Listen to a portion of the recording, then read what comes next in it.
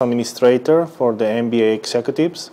I create this small video to give you some support, some brief introduction about your final project. So if you are watching this small video, congratulations in advance. You already passed all the subjects that are requirement to get you to the final stage of your MBA. Congratulations for that.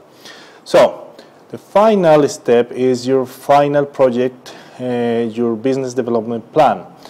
The first step you need to take into the account is how to submit your ethics forms. Ethics forms is the first part before you start your proper research, your proper project.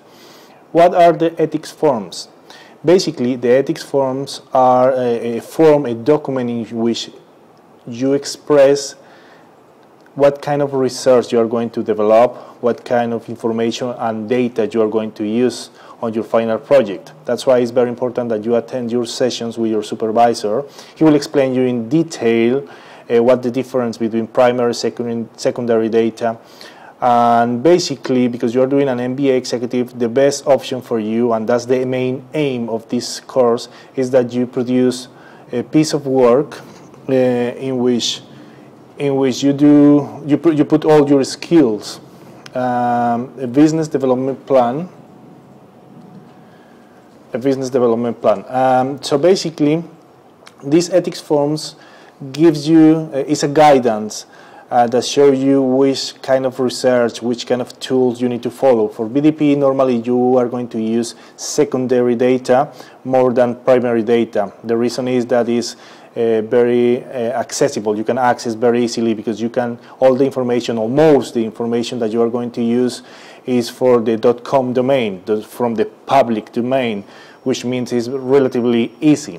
Whilst primary data, if you want to create questionnaires or you want to do interviews, it will be difficult because there are additional steps and authorizations, not just from the company, but from the management, from the company you want to do the interviews or the primary research. That's why right now I'm going to focus only on secondary data. Secondary data is very easy, public domain, .com domain, and you will get more advice about that with your supervisor in your sessions.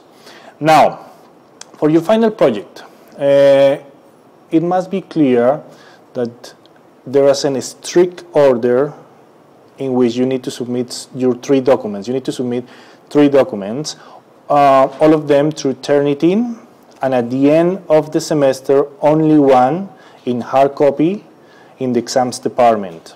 So, which documents do you need to submit? Number 1, your ethics forms.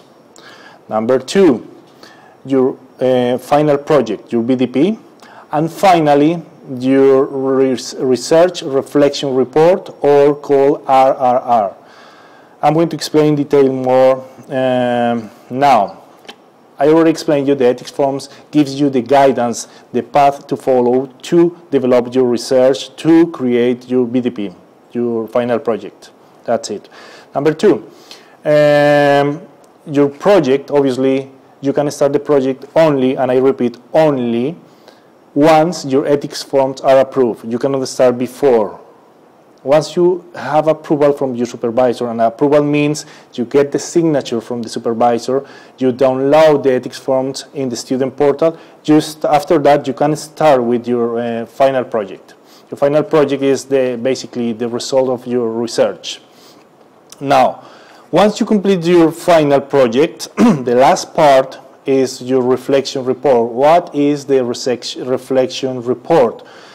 Is a piece of work that is 4,000 words, I repeat, 4,000 words, and it's compulsory, by the way, in which you basically need to explain what did you learn, how was the process through this development and creation of your final project, your experience. So it's just something more personal, more you. What did you learn? How did you get the final product that is your final project?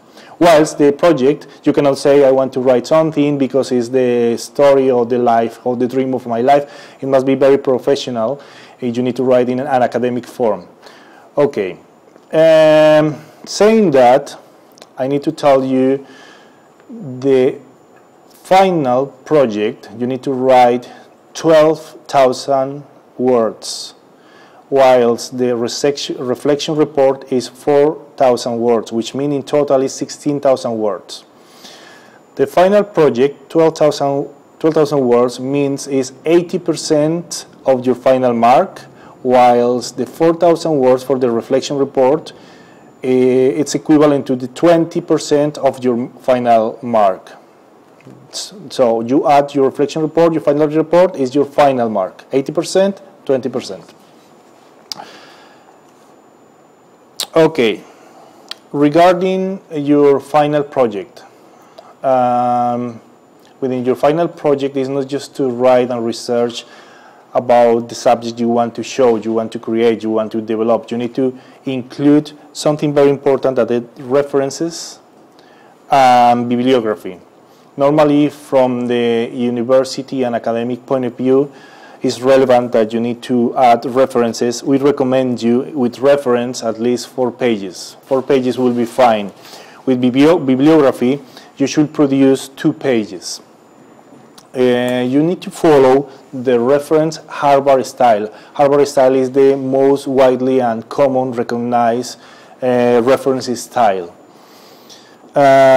Once you produce your final project, one of the forms or elements you need to add to your final project is your similarity index. So you finish your final project, you are going to submit it, you already print it, you go to the exams department, they are going to accept it only if you have your final project plus 3 additional papers. Number 1, your similarity index report. So once you submit through Turnitin, in the student portal through Turnitin, the system will show you, will create a report with your similarity. Could be 2%, 3%, 5%, 10%, 20%. It depends. It depends. It's not fixed. Ideally, 0% similarity will be ideally, but in practice, never happen. Everybody read from different authors. That's not the problem.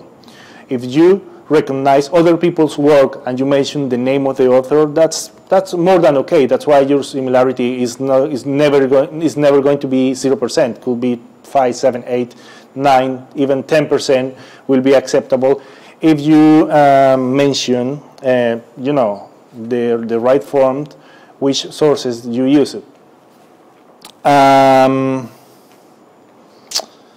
Okay, it's very important that when you produce your work, don't use your own work or previous work. Some students, sometimes they try to use previous work from bachelors or from assignments, and they believe because it's their own work, they can just copy and paste in the final work. That's a huge mistake, and university penalize because it's called plagiarism.